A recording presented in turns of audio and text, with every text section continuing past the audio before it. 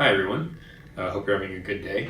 Today what I'm going to do is I'm going to go ahead and go through how you might go about typesetting your assignment in LaTeX in probably the easiest way possible, especially for those of you who are unfamiliar with doing that. Back in the day when I first started using LaTeX, it was a very steep learning curve, but now it's super easy using these multimodal generative AI tools to help you with that. And so I'm going to walk you through that process, given that, at least for the class that this video is being made for, you're required to typeset your assignments in LaTeX using a very specific template.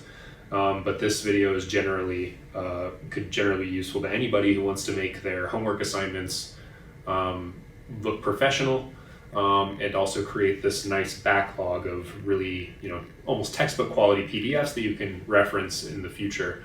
If you want to look back on old homework assignments for things that you remember, if you ever come up with or encounter a problem that's familiar to what you tackled in a class. Okay, so this is the problem that we'll be solving. This is a problem that's very, it includes a lot of analysis that we'll be using a lot in our ME 373 class. So you'll see some analytical solution method, equation manipulation, even some matrix vector stuff, as well as some code. And so I wanted you to be able to see a problem with all of those components be converted into LaTeX. Okay, and then I have a handwritten document. So I haven't even written any LaTeX code at all. I'm just going to assume that the person watching it doesn't know how LaTeX works at all, and they've just given the homework document and they worked out a solution, which I have right here, and then on hand, and then they want to go ahead and typeset their assignment in LaTeX. And so, this is what the handwritten document looks like. I even took care to kind of not make it super well organized. There's stuff off to the side, some boxed things, a matrix setup right here, a 2x2 matrix setup that's kind of off to the side. And we're going to let the LLM, in our case, we're just going to use Gemini, since that's a pro level LLM tool that's free to use for students, at least at the moment. And we can go ahead and do it from there. Okay, so let's go ahead and let's assume that we're starting this from scratch. So we have the thing written down. We're ready the solution's done. We think we're ready to submit or get our homework assignment ready for submission, right? So we have this handwritten work, and then we go over here, and this is where we've done the coding work, and we have this nice plot output for part C, and we have all this code, right? Well, what we can do is we can go over to, and what I would recommend you do is you create an account on Overleaf. I think Oregon State students also get Overleaf Premium for free. And then start a new blank project and just call it like homework 1 or something, right? And then you have this blank document that you'll be met with, right? Well, in every homework assignment, I'm going to supply you with a LaTeX template. Okay, and so what I would like you to do is hit this upload button here and just select a file from the computer. And it's this one's just called basic template, but there will be a tech template that'll be called homework 1 template that you can do there. And then it may also have some figures included in the homework template. And for those figures, you would just also import those or upload those in this same screen here. But here we just have the tech template. There's no figures in the problem statement, so we go ahead and open that. Okay, and we can now get rid of this main.tech. It's not useful to us. And we have this here, basic template. We can even hit recompile, and you can see it pop up on the right here. Okay, and then we have, in the template, we have spaces for components of the solution. Okay, so we have our handwritten work for A and B, and then we also have code for part C. In fact, in the template, I've already put a little code block here for you. So you can go here and you can copy everything that you have over from whatever IDE you're using. If it's VS Code, kind of like in this case, this is Cursor. It's like a VS Code based AI powered IDE that I use when I'm coding myself, and you copy all this stuff. I wouldn't worry about copying all of the long plotting block in general. That's always kind of not very useful for grading, but I would copy everything except for that plotting block. And then I would go over here and just go ahead and paste it right there. Okay? And so, and this is nice, it pastes even the tabs in, if I believe, yep. And so you already have nicely formatted code in for part C. Okay? And then, so that could be your first step. And then the next step is going over to Gemini and using this prompt, and I'll provide this prompt for you, okay? So this prompt says, today I am writing up a solution to a homework problem that I was assigned, and I would like you to help me typeset the solution in LaTeX. Here is the template that my instructor supplied for me. And here's where you're going to take this thing without your code copy pasted in. In fact, you should only really include the sections that you want it to fill.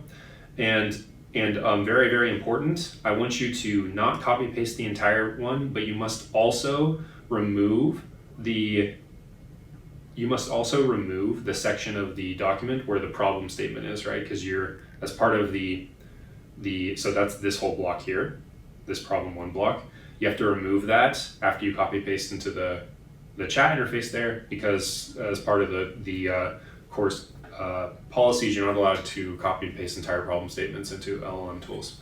Okay, so all you're going to do is, the reason why you're copy and pasting the entire thing here is you want the LLM to be aware of all the packages that you're using, so that it can use the right syntax for different commands, and it knows that, oh, this person has AMS math or whatever, so they're not telling you to put in a bunch of the preamble stuff. You never even have to think about the preamble. They're just going to give you the nice copy and pasted stuff, right? And so that's why all this preamble use package stuff is in there. You got to put that in there, but the only difference is going to be they're going to remove the actual problem one text, and then you're going to put boldface problem A, B, C, whatever, and then you're going to say, I'm going to attach a photo of my handwritten work to this message, and I would like you to convert it to LaTeX and place the solution in the part A and B section. Please make the output copy pastable so I can place the text in my solution document. Do not correct my work or otherwise change anything I have written, as that is against class policy. Helping with nice formatting and organization is fine. Your job here is strict transcription, okay? And then you go ahead and you go to add files. I think I have the thing right here. So you do this, and you have, this is the homework image that I just showed you. It's this one right here. Okay, and then I just go ahead and hit submit. I would recommend using the most powerful model that you have available to you. In this case, it's just the pro version of Gemini.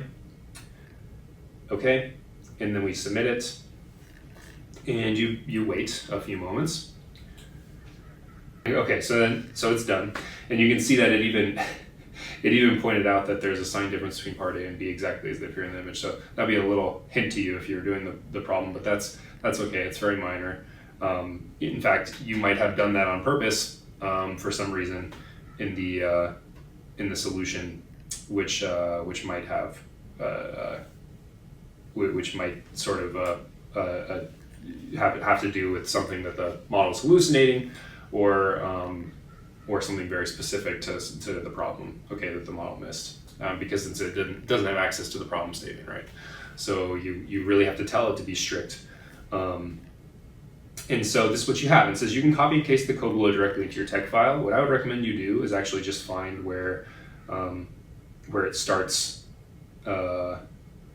writing out the solution. So it's even doing the same arrows, bullet points that I'm using in the handwritten thing. So here you can see this is all the work that gets you through part A. So I'm going to go ahead and copy that. I'm going to put it over here where it says solution to part A here. I'm just going to paste it.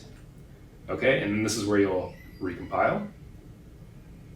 And this is where you can double check that you have essentially everything that you've written down. Okay, so it says solve that differential equation analytically. And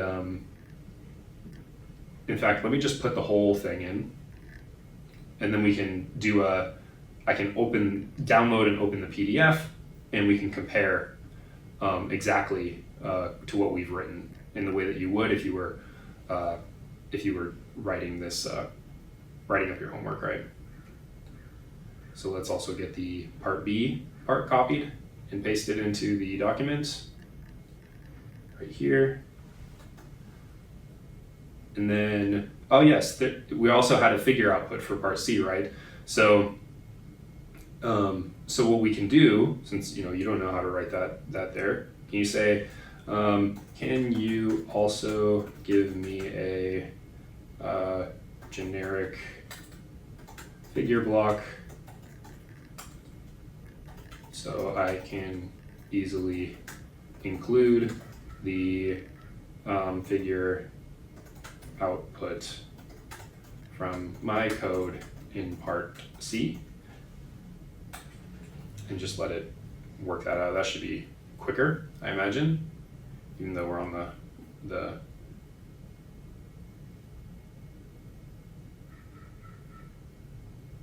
okay, and then we can do this, take this begin figure, go to copy, go to the homework part, and say the code produces the following plot. Copy paste that in, and then it says it puts a file name here, and so what we need to do is we need to go to our documents here, and then we had the output was called oscillator stability, so we're going to put that in there, and then we're going to put that file name right here. So oscillator stability, pre-fills for us, and then we can recompile. Okay, and like you might get some weird hanging stuff like this. So if you ever want to force a page break in LaTeX, one trick is you can just literally put in this command that's called page break here, like that, and it'll push all the stuff over to the second page and make things look nice. Okay, and so now you got the plot that you like, you've got your code, you've got your solution. Okay, so let's go ahead and download the PDF from this. Okay, the way you do that is by just pressing this button here, just download PDF. And let's look at that here, open it up. So you can look here and see, we still have to put our name into the template, but that's fine. You can see solve this analytically. And so it transcribed this perfectly. It missed the initial conditions, so you're gonna have to go back and put those in there, but with enough of like the context clues, seeing the code, it'd be pretty easy to put that in yourself. You have second order with constant coefficients, characteristic equation, so it just transcribed that. It even does the little curly arrows that I was doing. I don't even know how to make those arrows myself. And then you have an ansatz, it even corrected our incorrect spelling here. You've got the ansatz, the characteristic equation, the solution. It even boxes the things that you boxed before. Okay, you apply the initial conditions, and so on and so forth. There's even I think there's even a purposeful sign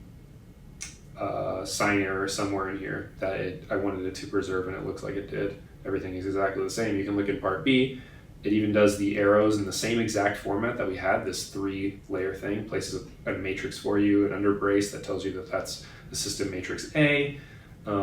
It shows us finding the evals the same way, it's the same roots. So you can see this is like a very faithful reproduction of the handwritten work. It's even oriented almost exactly the same way.